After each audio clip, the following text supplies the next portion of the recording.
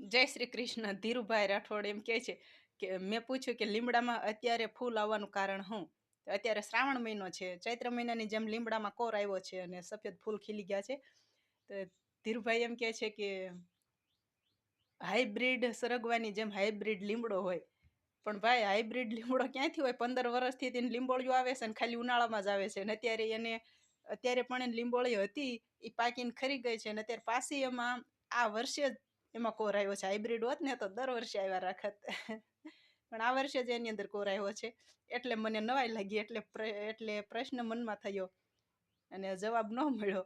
એટલે તમને લોકોને વિડીયોમાં બતાવી દીધું કે કોઈને જવાબ આવડતો હોય તો કહેજો.